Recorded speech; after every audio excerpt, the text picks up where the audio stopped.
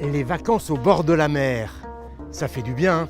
Enfin là, c'est l'océan Atlantique. On va la goûter, il paraît qu'elle est bonne.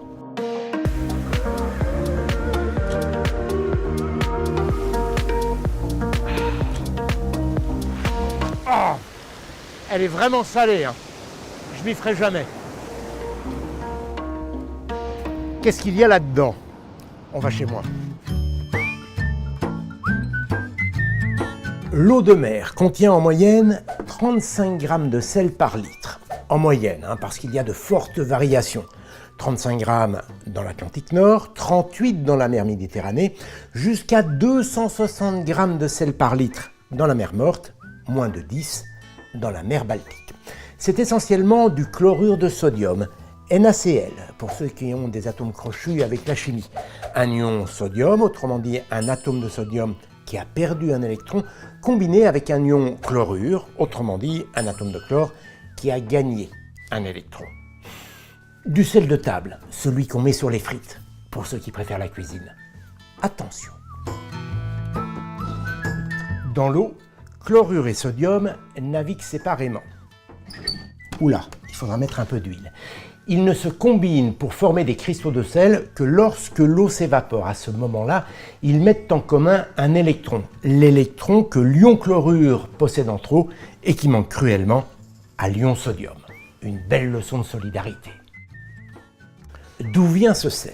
De très loin, dans le temps.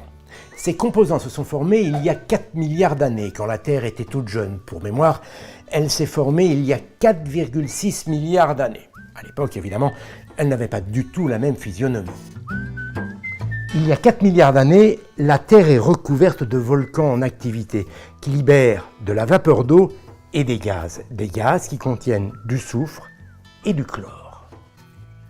Quand la pluie commence à tomber et à former les océans, ces gaz vont se dissoudre dans l'eau.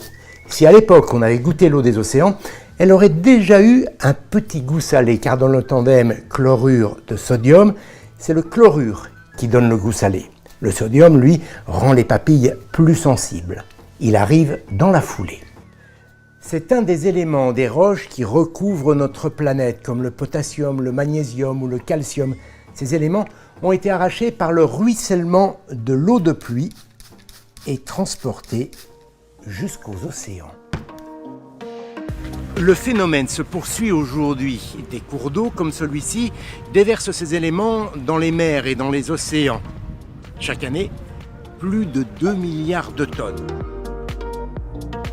Alors me direz-vous, avec tout cela, pourquoi la salinité n'augmente-t-elle pas? Eh bien tout simplement parce que ces éléments sont absorbés par l'environnement. Le potassium, par exemple, par l'argile, très présent au fond des océans. Le calcium, par les organismes marins. Et le sodium, par les roches volcaniques. Du coup, la salinité n'augmente pas.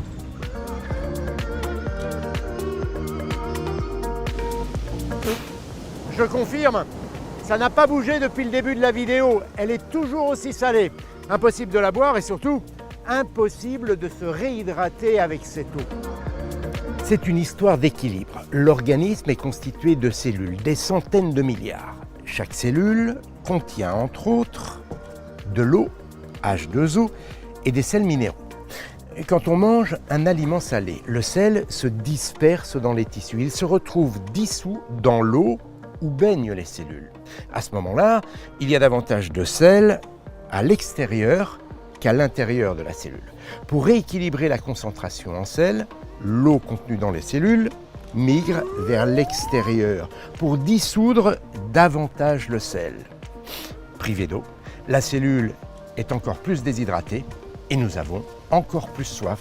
Voilà pourquoi on ne peut pas s'hydrater avec l'eau de mer. En fait, l'eau de mer, c'est bien pour nager ou pour barboter. Je vais peut-être rester un peu ici, moi. Allez, à très bientôt. Et pour le prochain sujet, je préfère rester un peu vague. Allez, à très bientôt. Et pour le prochain sujet... Là, je suis dans le champ. Ok, donc on fait ça. Là, je suis dans le champ. Hein. Ouais. Ok, bon.